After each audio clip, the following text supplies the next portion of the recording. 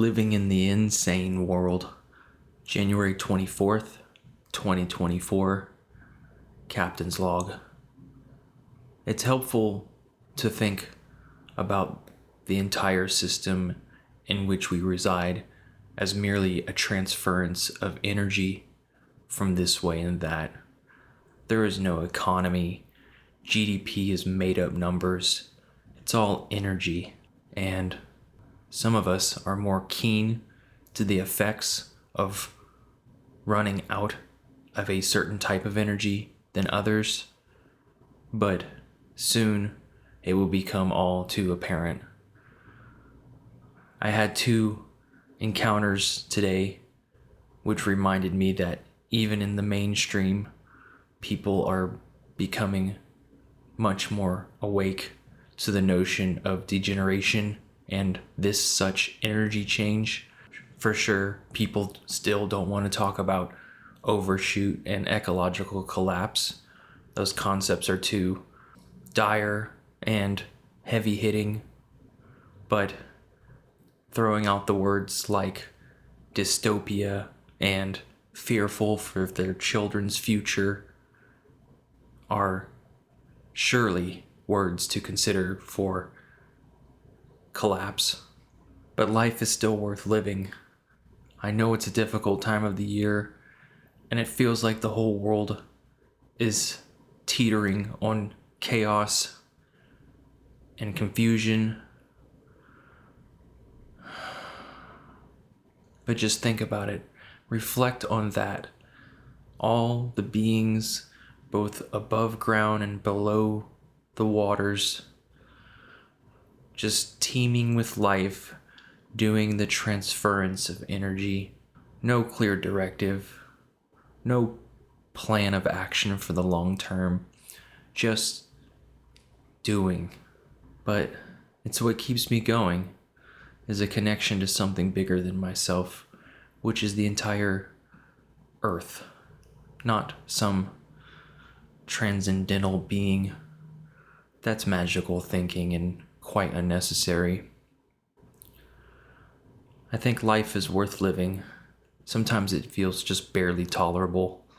Like, why did I get this cursed existence?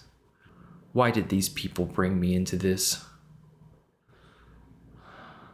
But then you listen to music and have quality time with the ones you love, both human and not. And then you're reminded again of what it's all about.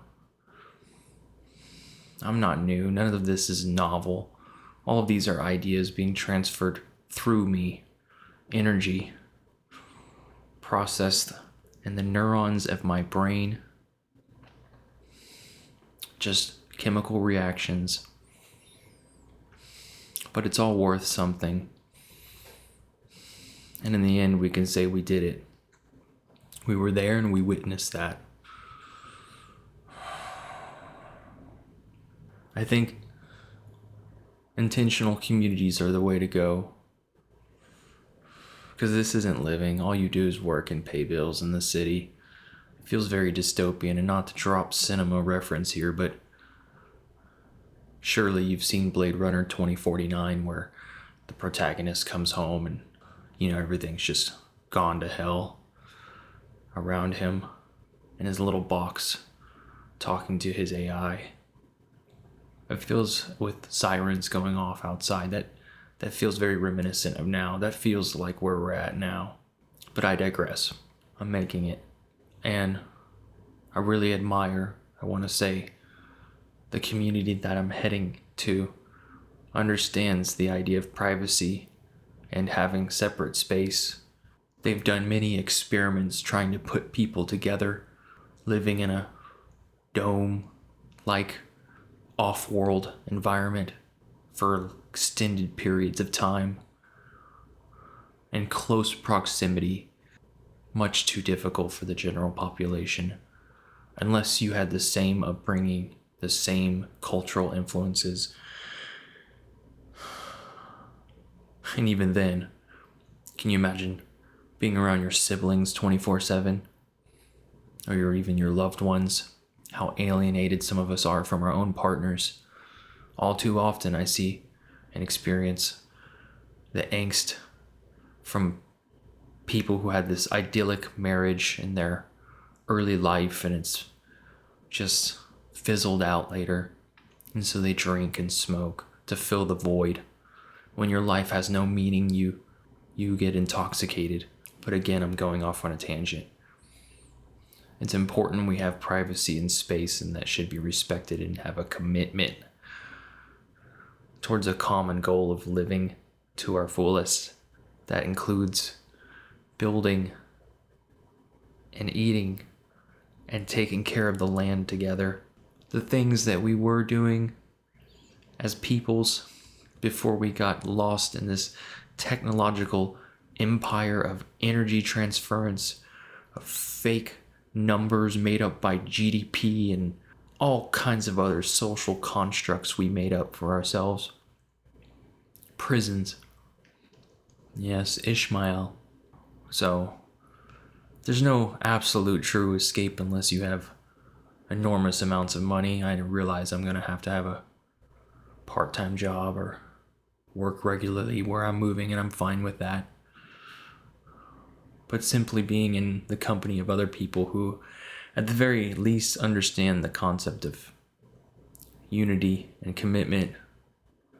Furthermore, understand that we're heading for a bare minimum 2-degree centigrade rise in global average temperature, a death sentence for most inhabitants, if not all, on Earth, because we're going to go to 2 and 3 and then 4 and 5. You get the idea.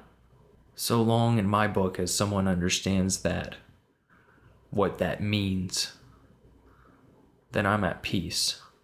I have no qualms. So I wanted to check in. Everybody's struggling right now. Polarization, and everywhere you look, finances are tight. It's just a pivotal moment in human history. And if you were so lucky as to have been born in the mid-20th century, congrats for making it till now. Because you've essentially made it to the fall of empire. The collapse of civilization as we know it is unfolding. And terms that people use indicate this. Thank you for being here. I'll talk to you soon.